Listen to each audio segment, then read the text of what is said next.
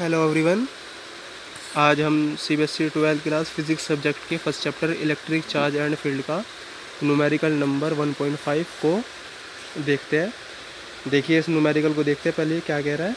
When ए गिलास road is rubbed with a silk cloth charge appear on both a similar phenomena is observed with many other pairs of bodies. Explain how this observation is consistent with the law of conservation of charge. देखिए ये जो question है ये numerical तो नहीं है, लेकिन ये क्योंकि न्यूमेरिकल की कैटेगरी में आया है, न्यूमेरिकल के ही पार्ट में आया, तो इसलिए मैं इसको भी करा रहा हूँ सोल्व। लेकिन ये न्यूमेरिकल नहीं है, यह है थ्योरी टाइप क्वेश्चन। कह रहा है कि जब किसी गिलास रोड को सिल्क के साथ में रब्ड किया जाता है तो उसके बाद क्या होता है, दोनों के ऊपर ना चार्ज आ जाता है। तो वो पूछ रहा है कि फिर इसके बाद हम और इसी तरीके हम पेयर्स लेते हैं, उसके अंदर भी सेम कंडीशन होती है। तो फिर ये पूछ रहा है कि ये कैसे law of conservation of charge को कैसे इसको एक्सप्लेन करता है। देखिए आप ये बात तो आपको पता होगी कि law of conservation of charge क्या होता है। इसके लिए मैंने अलग से एक वीडियो बनाई हुई है, अगर आपको डिटेल में समझना तो वहाँ जाकर समझ सकते हैं।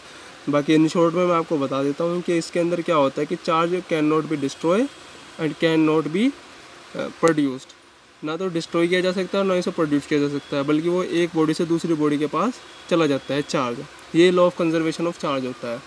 तो यहाँ पर भी इसने यही कहा है। देखो कि ये कैसे एक्सप्लेन करता है। ये सिल्क मान के चलो कि एक सब्सटेंस हमारे पास है, कोई ए, दूसरी सब्सटेंस बी है, हमने इनको रब्ड किया।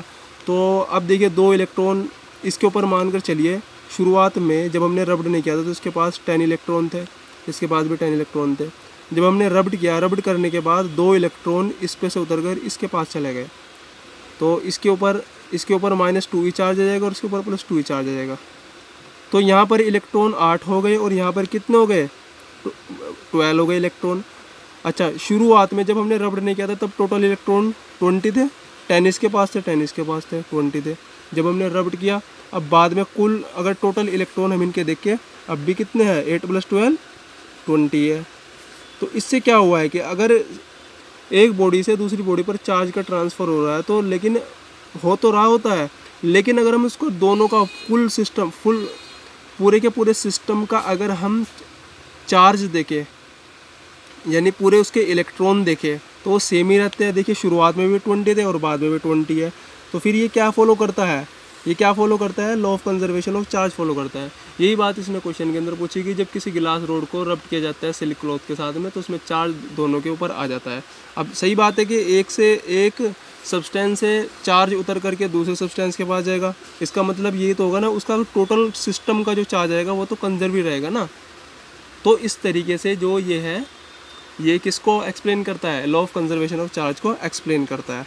आई होप कि आपको ये क्वेश्चन समझ में आएगा। अगर आपके क्वेश्चन में कोई प्रॉब्लम है या समझ में नहीं आया तो आप मुझे कमेंट करके बता सकते हैं, मैं इसका सॉल्यूशन फिर आपको दोबारा से बता दूँगा।